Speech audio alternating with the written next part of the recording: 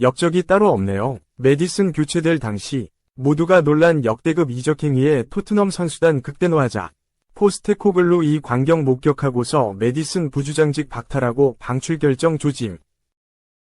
지난 시즌을 앞두고 토트넘 호스퍼에 합류하면서 해리 케인을 대신해 손흥민의 새로운 파트너가 될 것이라는 기대를 받았던 제임스 메디슨의 입지가 급격하게 좁아지고 있다. 웨스트햄 유나이티드전에서 메디슨이 빠지자 토트넘의 경기력이 눈에 띄게 좋아졌다는 게 이유다. 메디슨은 현재 토트넘에서 빠질 수 없는 자원처럼 여겨졌지만 실제로는 그렇지 않은 모양이다. 안지 포스테코글루 감독이 지휘하는 토트넘은 지난 19일 한국 시간 영국 런던에 위치한 토트넘 호스퍼 스타디움에서 열린 웨스트햄 유나이티드와의 2024에서 25시즌 잉글리시 프리미어리그 8라운드 홈경기에서 4에서 1대승을 거뒀다. 이날 승리로 토트넘은 리그 7위로 올라섰다. 6위 첼시와의 승점 차는 1점에 불과하고 다음 라운드 경기 결과에 따라 브라이턴 앤드 호브 엘비언 승점 15을 넘어 5위 진입까지 노려볼 수 있게 됐다. 오랜만에 돌아온 손흥민을 앞세워 웨스트햄 유나이티드를 상대로 승리를 노린 토트넘은 전반 15분 손흥민의 날카로운 슈팅이 나올 때만 하더라도 분위기가 좋았다. 그러나 전반 18분 지난 2022 국제축구연맹 카타르 월드컵에서 한국을 무너뜨린 가나의 에이스 모하메드 쿠두스에게 선제골을 험납하면서 끌려갔다. 웨스트햄 유나이티드가 선제골 이후 수비적으로 나오자 토트넘은 상대 수비를 여는데 어려움을 겪었다. 토트넘이 공을 갖고 있는 시간이 길어도 막상 의미 있는 장면을 만들지는 못했다.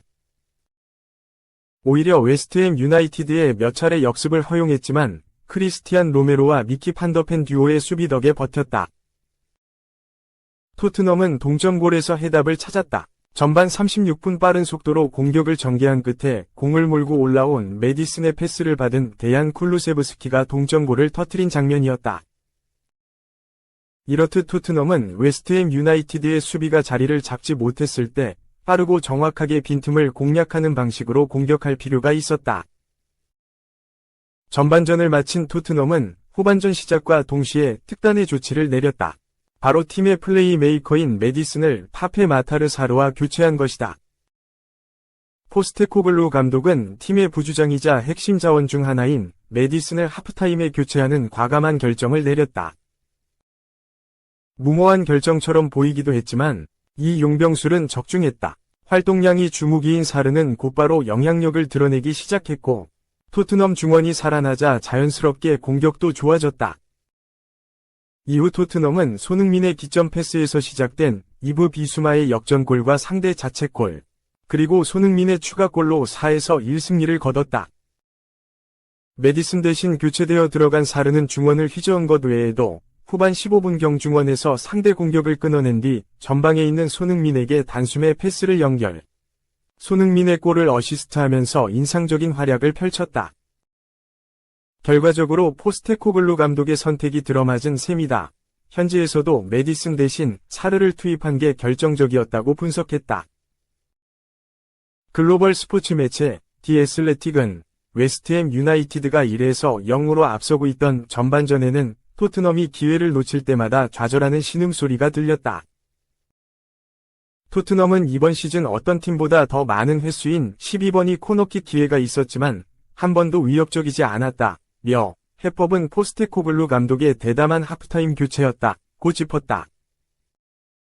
매체는 메디슨이 토트넘에서 중요한 선수이고 웨스트햄 유나이티드와의 전반전에서 손흥민, 데스티니 우도기와 좋은 호흡을 통해 상대 수비를 괴롭혔다는 점을 이야기하면서도 그러나 메디슨은 중원 역동성을 완전히 바꾼 사르의 투입을 위해 교체됐다.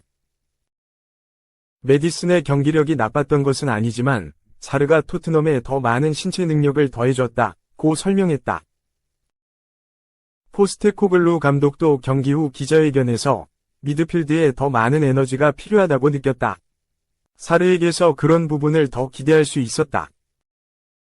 사르는 에너지가 가득했다. 며 그는 우리가 중원을 장악하는데 정말 큰 도움이 됐고 앞으로 나아갈 수 있는 좋은 기회를 만들었다. 는 말로 사르를 칭찬했다. 이 교체와 승리가 시사하는 바는 크다.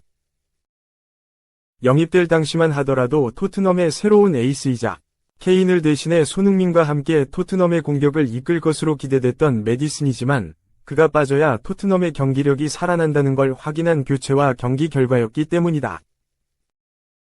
게다가 매디슨이 지난 시즌 부상을 당한 이후 한 차례 슬럼프를 겪은 적이 있어 입지가 탄탄한 상태가 아니라는 점도 매디슨에게는 불안 요소다. 과거 첼시에서 활약했던 토니 카스카리노는 타임즈를 통해 매디슨은 토트넘의 정신력과 중원에서의 문제를 바꿔야 하는 임무를 짊어지고 있다. 그럼에도 포스테코글루 감독이 매디슨을 교체할 준비가 되어 있다는 점이 마음에 들었다며 브라이턴전에서 역전패를 당한 뒤 모든 선수들에게 주전 자리가 보장된 건 아니라는 메시지가 전해졌을 것이다. 지난 시즌 빅 사이닝이었던 매디슨도 교체 타이밍을 받아들였을 것이라고 했다. 카스카리노는 그러면서 매디슨은 자신의 경기력을 두고 반성해야 한다. 매디슨은 더 이상 젊고 유망한 선수가 아니다. 다음 달이면 28세가 되기 때문에 경기에서 스스로를 채찍질해야 한다. 그는 잉글랜드 대표팀에서도 빠졌고 토트넘에서도 선발 자리가 보장되지 않는 선수라며 매디슨이 주전으로 활약하려면 더 노력해야 한다고 말했다.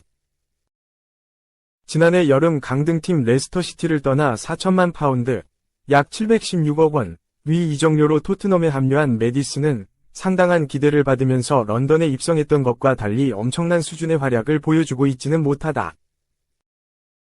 이적 직후에는 크리스티안 에릭센이 떠난 이후 토트넘에 없던 창의성을 불어넣는 모습에 많은 팬들이 기뻐했지만 지난해 11월 참사를 당한 첼시전에서 부상을 당해 한동안 경기에 뛰지 못한 이후로는 경기력이 급격하게 나빠졌다.